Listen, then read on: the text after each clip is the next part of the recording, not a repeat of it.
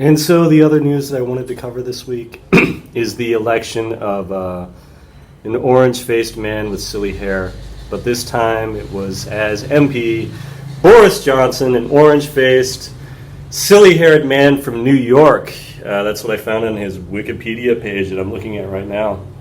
He was born in New York City, of all places. Tory leader, conservative, and very controversial, and just an interesting character in UK politics. Now, I don't know, it's probably because I have English friends out here and I associate more with English people, but I do follow English politics. And there seem to be some beautiful parallels with America, and to see them elect a conservative leader, I'm very happy about that. Just like Australia elected conservative leader. And we're going to need Germany and France and Canada to follow suit. I guess that's the big election, next election that we got to worry about is Canada, to see if we can get rid of that ski instructor, Justin Trudeau. From what I know about Boris Johnson, I like him so far. He's definitely eccentric. That's part of just his character. Like, he's emotional, and I like that. And I remember hearing, I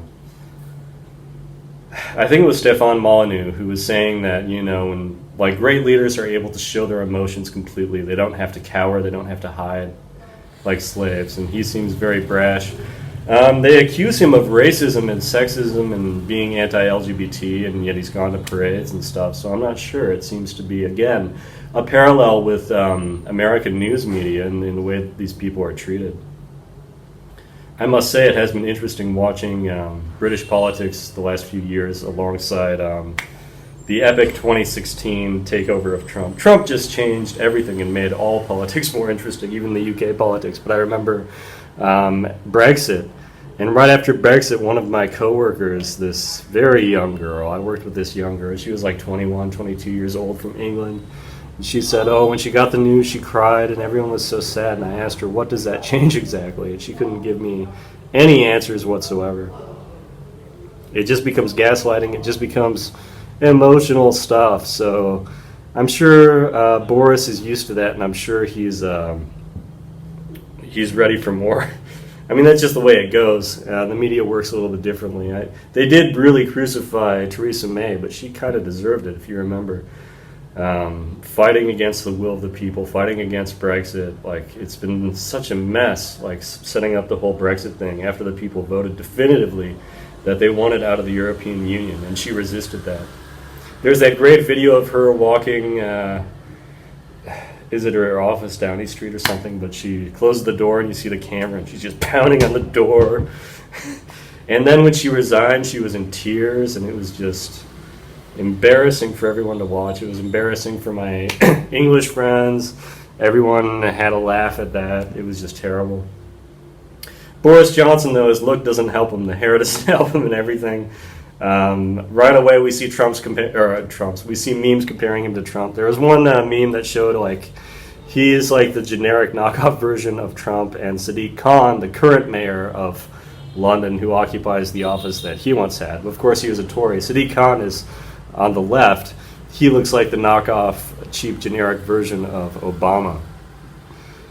And then, of course, it was like Tweedledee and Tweedledum with the Boris and Trump heads. Boris, I like that name. It reminds me of the Who song, Boris the Spider. I name the animals that come into my room because now and then I'll have a lizard or something.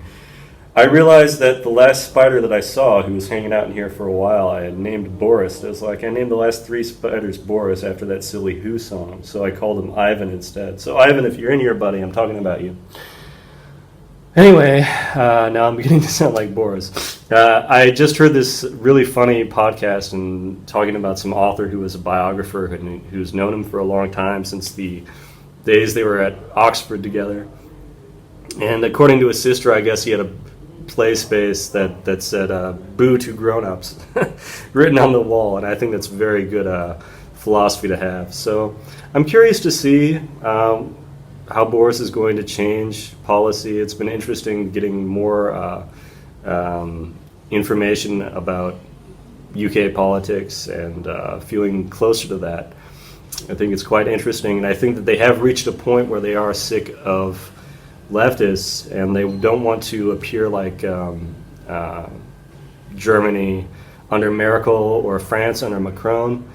I think that they are very independent. And that's one thing I love about the English people. It's one thing that I've always loved about the UK. It's sort of like a third continent. You can't really think of them as Europeans, and you can't think of them as Americans. They are like separate altogether in the middle of the sea. And so hopefully with Boris they will get through Brexit peacefully and everything will go through, and culturally people will have more of a sense of humor and we'll begin to laugh at ourselves again, and we'll put an end to a lot of the leftist insanity that's been ruining England. Over and out.